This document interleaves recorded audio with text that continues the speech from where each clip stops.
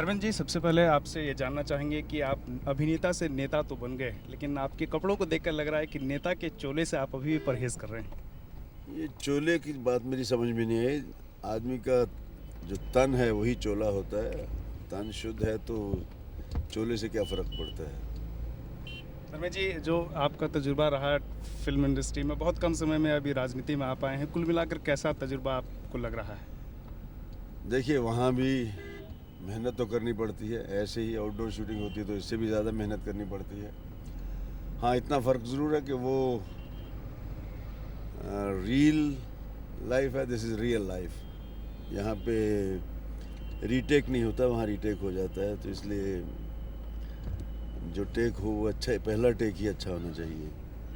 धर्मेंद्र जी, आप राजनीति में आए और बहुत सारे विवाद आपको ये राजनीति में आने से पहले ही शुरू हो गए। ये तजुर्बा आपको कैसा लगा है? आपकी व्यक्तिगत ज़िंदगी को लेकर सवाल खड़े किए गए राजनीतिक तौर पर।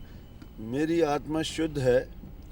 ऐसे लग रहा है कुछ आत्माएं शुद्ध नहीं, अशुद्ध आत्माओं ने एक शुद्ध आत्मा पे कीचड़ उछाला है। तो उनके लिए मैं कुछ नहीं कह सकता। मेरी ज़िंदगी खुली किताब है। 40-42 साल हो गए।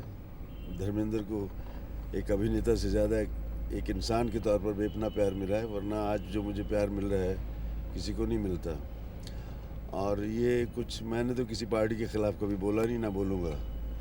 लेकिन ऐसे लगता है कि एक ऐसी पार्टी के लोगों की आत्मा पर कोढ़ निकला है। कोढ़, वो कोढ़ निकलता है ना, कोढ़ी होगी उनकी आत्मा। कोढ़ निकलने से वो फूट पड़ा है। वो समझ नहीं आता क्या करें। बस जो उनकी आत्मा कोढ़ है वो निकल रहा है, ठीक हो जाएगा। धर्मेंद्र जी, ये मतलब आपके ऊपर जो भी आक्षेप लगाए गए, जो भी आरोप लगाए गए, जो भी सवाल खड़े किए गए, वो माना जा सकता है कि जिस तरह से राजनीति में व्यक्तिगत छीटाकशी हो रही है, आप इस तरह की राजनीति को क्या कहेंगे? अभी ये राजनीति करने वाले जाने, मैं राजनीति को राजनीति समझकर आया नहीं हूँ। मेरा मुकद्दर ले आया है।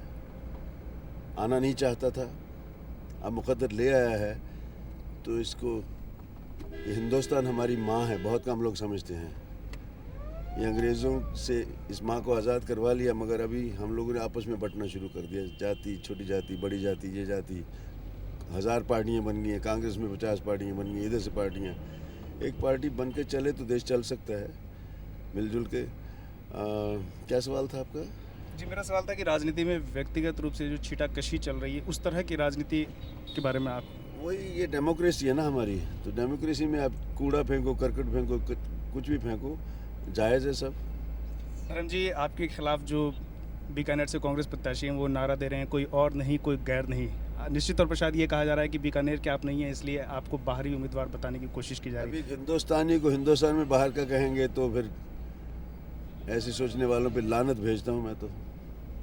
धर्म जी, आप जब फिल्मों में थे, आपके बहुत बड़ा फ़ैन क्लब भी था। अब जो लोग आपको देखने आ रहे हैं, जो सुनने आ रहे हैं, आपको लगता है कि वोट में कितना कन्वर्ट हो पाएगा, कितना श्योर लगते हैं आप? वो तो मेरे बच्चे 13 तारीख बताएगी, मैं बताने वाला कौन हूँ। 13 तारीख को रिज़ल्ट बताते ना वो तो। अगर एज ए अभिनेता प्यार करते थे, नेता नहीं करेंगे तो फेल कर देंगे, और क्या होगा। आपकी एक कसक रही है फिल्मी करियर में कि आपको अवार्ड नहीं मिला है, लाइफ टाइम अचीवमेंट अवार्ड मिला। पॉलिटिक्स में आप आए हैं, आपकी क्या एम्बिशन है? देखिए जी, मुझे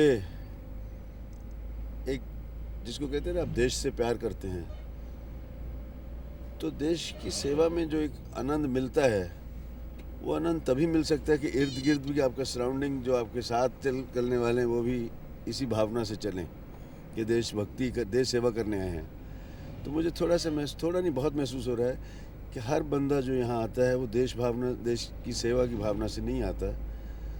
तो इसलिए थोड़ी सी कोफ्त होती है कि सब मेरे साथ कोऑर्डिनेट करेंगे या नहीं करेंगे। जैसे सत्यकाम पिक्चर थी मेरी, तो वो तन्हा रह गया था, अकेला। तो मुझे मालूम है यहाँ भी मैं तन्हा होके चलूँगा, लेकिन साथ जो देगा तो मेरी किस्मत है, अच्छी किस्मत है। मेरा साथ नहीं देंगे तो जो भी मुझे फ़र्ज़ देंगे मैं उनको निभाऊँगा। लेकिन धर्म जी, आप इतना तो मानेंगे कि राजनीति में जो भी आता है देश सेवा, भक्ति, समाज सेवा की बातें करता है, लेकिन अल्टीमेटली कुछ दिनों के बाद जनता को भी लगता है कि नहीं, जो कुछ उनसे कहा गया छलावा।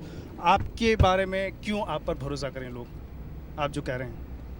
वो इसका जवाब आप देंगे या जनता जानती है क्यों भरोसा कर रहे हैं। इसका जवाब मैं दूंगा तो सेल्फ प्रेज हो जाती है। मेरा लगता है कि शायद मेरा दिल मेरी आंखों में है और उनको भरोसा है अपने भाई पे, अपने धर्मेंद्र पे कि ये, क्योंकि मैं कहता हूँ कि मुझे खुद के लिए, मैं अपने स्वार्थ के लिए तो आया ही नहीं हूँ, तो उनको भरोसा है कि धर्मेंद्र हमारे लिए कुछ करेंगे। तो मैं जहाँ तक करवा सका करवा लूँगा, जहाँ मैंने कहा ना कि सब साथ देंगे मेरे, बाकी जो जैसे जहाँ से मैं कुछ ला के इनको देना है, जो सेवा करनी, मैं अकेला तो सेवा कर नहीं सकता, वो तो उसमें तो हमारी दिल्ली की सरकार भी है, हमारी स्टेट की सरकार भी है। मुझे उन पर भरोसा है क्योंकि अटल बिहारी वाजपेयी साहब एक महान नेता हैं, वो भी भावुक इंसान हैं, वो भी देश का ही सोचते हैं। इसी से मैं प्रेरित हुआ बहुत ज़्यादा, जिन बेचारे को मालूम नहीं कि उनका दोहता कैसे रह रहा है, कहाँ पढ़ रहा है, वरना मैंने देखा बड़े बड़े नेताओं के बच्चे तो स्विट्ज़रलैंड के नीचे कहीं पढ़ते ही नहीं। धर्म जी, वाजपेयी जी से आप बहुत प्रभावित हैं। बहुत प्रभावित हूँ। सोनिया गांधी के बारे में आपकी क्या राय है? आपकी पार्टी जो है वो विदेशी मूल के मुद्दे को बार बार उठा रही है, उन पर व्यक्तिगत छीटाकशी भी हो रही है, जिसको कि आपने भी मैं सबसे पहले कहूँगा, सोनिया जी एक महिला हैं। मेरे माँ बाप ने मुझे बचपन से ये सिखाया है, ये हमारी सभ्यता है, ये हमारी मशरकी सभ्यता है, कभी महिला के लिए कोई ऐसा शब्द यूज़ करना नहीं चाहिए। बस मैं इतना कहता हूँ, मैं इससे ज़्यादा कुछ नहीं कहूँगा। I respect the ladies and respect her. इसका मतलब कि धर्म जी, आप पार्टी के जो नेताओं की जो व्यू उसको आप सब्सक्राइब मैं नहीं नेताओं को नहीं जानता, मैं अपनी आत्मा के चल रहा हूँ। मैंने बीजेपी ज्वाइन की है, मेरी आत्मा जो मुझे कहेगी, बीजेपी के उन असूलों के अंदर रहूँगा जो प्रैक्टिकल हैं। मैं बाकी लंबी चौड़ी बातों में जाता नहीं। मुझे मेरा लक्ष्य है, मुझे ये जगह मिल, अगर मैं कामयाब हुआ तो मुझे एक जो एरिया संभाला जा रहा है जिसे बीकानेर है, अभी इसके मैं उसी में गुम हो गया हूँ। मुझे जीतने से ज़्यादा फिक्र हो रही है कि ये काम कैसे करने हैं। धर्म जी, ये भी राजनीति में देखा गया कि जो भी अभिनेता आते हैं उनका राजनीतिक तौर पर इस्तेमाल किया जाता है। जो राजनीति और जो सत्ता का जो वास्तव में जो सुख है वो केवल नेता उठाते हैं, केवल भीड़ जुटाओ के रूप में इस्तेमाल भाई ये तो रिजल्ट, मेरा रिजल्ट तो पता लग जाएगा ना। अभी मैं कामयाब होगा। बहुत सारे पहले भी उदाहरण मैं उन लोगों के लिए किसी की कौन क्या करता है मुझे नहीं मालूम। मैं निजी तौर पे जो मैं करना चाहता हूँ मैं करूँगा और उसका रिज़ल्ट पता चल जाएगा कि कितना कर सकता हूँ। जितना मुझे अभी तो मालूम भी नहीं कि एमपी की ताकत क्या होती है, मुझे वो भी मालूम नहीं एमपी क्या कर सकता है। ये सब मुझे अभी सारा पता करना है, लेकिन इतना पता है कि एमपी बन के मैं सेवा कर सकता हूँ। उसमें मुझे कितना इस इलाके की सेवा करना है, जो एमएलए का भी है, एमपी का भी है। एक चपरासी से लेके हर सरकारी कर्मचारी का नीचे से लेके ऊपर तक फ़र्ज़ बनता है देश की सेवा करनी है। धर्म जी, आप मंत्री बनना चाहेंगे? मुझे कुछ पता नहीं, मैं तो एम्बिशन है। मैं तो सियासत में भी नहीं आना चाहता था, लेकिन मैं आ गया हूँ। मेरा मुकद्दर ले आया, मेरे मुकद्दर में लिखा होगा तो मैं मंत्री भी बन जाऊँगा। धर्म जी की राजनीति के बाद क्या सेल्यूलाइट वर्ल्ड जो है, फिल्मी पर्दा आपसे दूर रहेगा या आप उसके लिए काम करते रहेंगे? हरगिज़ दूर नहीं रहूँगा। जो इंसान, जो लड़का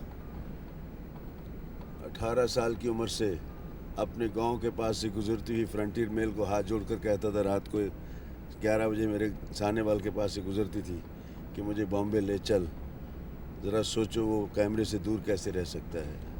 लेकिन मैं जो जिम्मेदारी अभी मुझे निभाई दी जाएगी उसको भी भरपूर निभाऊंगा और अच्छा हुआ एक तरह से फिल्में कम करूंगा, अच्छी फिल्में करूंगा। धर्म जी, हेमा जी आ गई, आप राजनीति में आ गए, बच्चे हैं जो दूसरी पीढ़ी है, उसके बाद उसको आप सजेस्ट करेंगे उनको, अगर कोई उनका इंटरेस्ट होता है पॉलिटिक्स में? तब देखिए, मेरे ख्याल से ये सब का अपना निजी फीलिंग्स होती है, किसकी क्या फीलिंग है। मुझे लगता है मेरे बच्चों के अंदर ऐसी कोई फीलिंग नहीं है, बिल्कुल ही नहीं है। मुझ में नहीं थी। अब इसी को तकदीर का, इसी को डेस्टिनी कहा जाता है कि धर्मेंद्र किसान घर में पैदा हुआ, वो डेस्टिनी ही थी जो मुझे सानेवाल से बॉम्बे ले गई, और वो डेस्टिनी है जो मुझे बॉम्बे से राजस्थान ले आई है। यहाँ मैं डेस्टिनी को मानता हूँ, डेस्टिनी है, कोई चीज़ तो है जो कोई चीज़ आप चाहते हुए आपको नसीब नहीं होती, कुछ चीज़ें ना चाहते हुए आपके हाथ में आ जाती हैं। जीत के आपके जो उम्मीदवार हैं आपके खिलाफ, रामेश्वर लाल डूडी, क्या ख्याल उनका? खुश रहें, भगवान उनको सेहत दे। मेरा किसी के मैं खिलाफ नहीं बोलता। मुझे तो कितनी बड़ी पटकनी देंगे चुनावी दंगल? मैं पटकड़ी फटकड़ी की बातें मत करो, ये ऐसे शब्द ना आपके मुंह से अच्छे लगते ना मेरे मुंह से। पटकड़ी की बात नहीं होती, जो कोई अखाड़ा है यार। मैं तो दिल जीतने आया हूँ लोगों के। अब कितने दिल जीत पाता हूँ वो मेरी जीत होगी। जी, जीनू से बात करने के लिए बहुत बहुत धन्यवाद।